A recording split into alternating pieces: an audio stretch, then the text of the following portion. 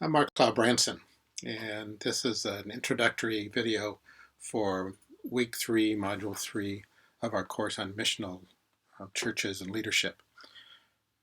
As usual, there's a set of readings, articles, videos, exercises. We'll be introducing a personal reflection exercise along with your Blue Jeans meetings. And our focus this week is on the gospel. I'm sure that out of 28 students in the class, there's probably 35, 45 different answers to the question, what is the gospel? I would have several myself. So I want to just provide some basic overview as a way to engage the readings this week so that as that reading takes place, you'll see how the different parts not only fit this week, but fit back into the kind of materials that we've been reviewing the last 2 weeks. So first, those frameworks. Throughout the class, we'll be working at what we call critical reflection, and I've used the mirror as a way to talk about that, and some of you have been doing some very good work on that. So the mirror simply means that we're going to look outside of ourselves at theology, at other writers. We'll be engaging each other in conversations. All those are ways to do critical reflection, by which we mean we don't just stay inside for reflection, but we actually get material, resources, experiences, theological materials from outside. And as we do that, we're also doing the best we can to consciously reflect on our own assumptions. How have our experiences been shaped? How have those experiences shaped our theology? And what in this material now is helping me rethink that? So what are my assumptions, and what here engages those assumptions in a way that may lead me then to some different positions, different nuances, different understandings of this particular concept this week, what is the gospel? So critical reflection is constant in the class, and every week as you engage in the materials, the idea is to do that critical reflection on your own current beliefs and practices. The way that we do critical reflection is through practical theology. So critical reflection is the overall framework. How do you look at materials and reflect back on your experiences and the beliefs that you've come to? And the practical theology cycle is the way to do that. So below the line is the reflective work. The arrow across the top from 1 to 5 says we're involved in activities, and those activities has a lot of embedded theories. And so at times we stop, we go below the line to do what's called reflection. So we have praxis from 1 to 5, but reflection are items 2, 3, 4 that will connect a 1 and a 5. So we do reflection by looking at culture, finding out what the culture has said for thousands of years, find out what those resources have done to shape our beliefs and our practices. But also, culture gives us new tools, different access. So, for instance, we have certain social sciences, philosophy, media, different ways that we can look at our praxis that says, okay, here's really what's going on, and here's some resources to rethink it. The same thing with biblical, theological, church history resources, the same thing with the stories within your own context and the ways that those can help you do reflection. So 1 and 5, current praxis to new praxis. Item 2, 3, and 4, how do you do critical reflection that can help you be more responsible as you move from 1 to 5. So these resources, again, this method becomes constant through the class. Last week we introduced in both chapter 3 of Branson and Martinez, and then in some of the exercises, ways to look at society, cultures, communities in which we're doing this kind of work. So society has to do with the larger frameworks of a culture, globalization, the U.S. economy, local politics. What are the structures of the society within which we are living our Christian lives, engaging with churches, engaging our neighbors? We also are all shaped by cultures. Those cultures are ways that a particular group of people pass on habits and practices, patterns, ways of life. And communities we're using as the word for that smaller understanding of churches or other communities that can be living in the midst of cultures and societies. And we've talked about how society often impinges on cultures, tries to change them, tries to control them. How both societies and cultures can make it difficult for communities. And so these larger groups often impinge on the communities. And so the practices of a church have been shaped by a society and been shaped by culture, not always for bad, sometimes for good, but it's the critical reflection, it's the awareness that matters as we do this work. And so in another book, you're reading one Al Roxborough book during the term, but here's one called Missional Mapmaking, in which he writes, "We're born into a world with cultures that already have maps. From birth, we're formed and shaped by the common understandings of the culture into which we're born, to the point where we assume that our culture's maps describes the world the way it is. This map makes sense to us because we live in the world it depicts. So then we've been shaped in a way that simply assumes this is normal. The maps lie so deep in our imagination and reach so far back into our earliest memories and education that we find it difficult to recognize them as our cultural maps." And so it's trying to understand, put these maps on the table. That's a good part of our work. An iceberg is a good way to imagine what's going on. We have certain behaviors in church, certain habits in our own lives, and we see that top layer. But underneath are the massive influences, the massive realities that are deep inside our habits of thinking, feeling, and acting. And so what we're trying to do often in the class in regard to our practices as Christians, practices as Christian leaders, is to understand what's below the surface, to do the kind of critical reflection that lets us in on powerful forces that have brought us to this point. And by the way, just naming those forces does not necessarily change anything. In fact, it's pretty obvious that we can name all kinds of things that may in fact say, oh, that's why that's true, but it doesn't change our habits. So we're trying to work beyond just new concepts toward habits.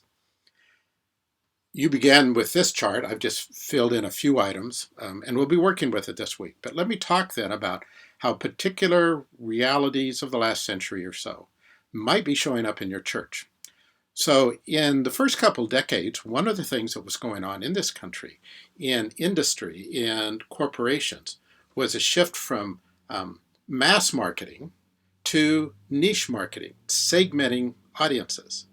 So think about what difference that made in American consumerism. So for a while, and still up into our own time, there's times where there's just mass advertising. It's just put out to the whole public through television, say football game advertising, through radio, through other media, billboards. It just is spread out massively to whoever happens to connect with it. But more and more, beginning at the last century, there's an understanding of segments, niche marketing. If we target more precisely a particular group, then we can have influence on their consumption. So think about how that approach to broadcasting a consumer commodity has perhaps influenced your church and its understanding of how does it spread, what it thinks to be, what it understands currently to be the good news. More toward the middle of the last century, the Depression, the economic depression, shaped habits and practices and senses of a generation. But not only that, shaped the social programs. There was a way in which the country said, when there's massive economic upheaval, it's really not just the problem of those who suffer. In fact, this needs to be taken on by those who aren't harmed as much. So when in fact the massive shifts within a particular society or culture are taking place, there was a sense that there's responsibility that gets shared in the midst of that. So how does this show up? How do these two things show up in your church, among the generations that have formed your church, or the culture in which, the city in which you find yourself? Are you aware of what these did in that city? Again, toward the mid-century, the post-World War II economy and the nation building, the massive growth of the economics of housing, where it was kind of assumed everybody was going to own a house. Prices were dealt with that way. And so what kind of expectations did that shape? That really was my generation. I was born in 1949, and so my childhood, teenage years was during this. But it also then, increasingly, there were other disruptions, as you all know, during the 60s and 70s. Particularly then for many of you, many of us, in the mid-60s, there was a major shift of immigration patterns in the U.S. These have recently become part of the public discourse because of the current administration. So in the 60s, there was a very intentional, direct shift from immigration that totally favored Euro-American immigration from Europe to America. And at that point, immigration became more worldwide, more from Africa, more from Asia, more from Latin America. How has that shift shaped your neighborhood, your community, your church? Another one that may not be as obvious, but the rock and pop music shift into the 70s and 80s. What difference has that made in your church, and why? And what have been the consequences of that? So as you see, all of these cultural elements are there, and there's many more that you've listed. The question is, how have those experiences, those realities in our nation, or you can list them in your own nation, your own context, how have those shaped your church? What do people expect when they come to church? What do the church people think they're providing for others? How do we commodify elements of the church, particular experiences we want everybody to have, particular truths we want to translate into their thinking? How do we do all of this work that in fact then shapes congregational life? So I'm providing some new space at the bottom, and it's shaded differently. And just to ask, when you look in that column, what in that column has shaped your church, shaped your experiences, shaped your habits and practices? And this is continuing then to prepare us to even answer questions around how we understand the gospel. Because the gospel itself actually arose in a culture. It's very much embedded initially in a Jewish culture in the way that the stories, the forms, the assumptions, the narratives behind the gospel as it's presented by Jesus and then the gospel tellers. And then increasingly in a Greco-Roman empire in which they're shaped. And as all of you know, as you then read church history, there are ways in which Greek thinking even impacted it more in the second, third century. And so the gospel simply never comes without a culture. It is always within a culture, whoever is writing, however it's being spread, however it's being told. And then it's come through other cultures as it's come to us. For many of us, it came through 16th century Europe with the Reformation. And so in what ways did that shift the meaning, shift our understandings of the culture? And for you in your own culture, what is it about your culture that now is powerful in the way that you've come to understand the gospel? So think about some of these things. What is the gospel? Let me just name some. You need a personal relationship with Jesus. We should be kind and good. We should believe certain doctrines like the Apostles' Creed or some other specific set of beliefs. The gospel is about participating in a congregation's rituals and outreach. The gospel is don't do, misspelling there, don't do anything evil. Apologize to God and go to heaven is a fairly common one in the American evangelicalism. The gospel is about helping others. The gospel is about believing that Jesus died for your sins. All of these, in different ways, have elements of the biblical gospel. The gospel is enculturated in the biblical text. All of these have elements that are showing up in modern world, in the late modern world. And so which of these, where do you find yourself? And then what has shaped these beliefs? What have shaped these ways we frame the gospel? So as you read this week in Sedmak and others, as you reflect, be aware as much as you can of your own assumptions around what is the gospel, where did you come up with those beliefs, and then the practices that flow out of that. How does that shape your ecclesiology? How does that shape your leadership? So those will be the tasks as we go through the week and look at this element of ecclesiology, leadership, missional church, so that as we deal with theological praxis, which again is that coming together, we have theory-embedded practices. And those are what we're trying to surface because we can't work with them unless we surface them.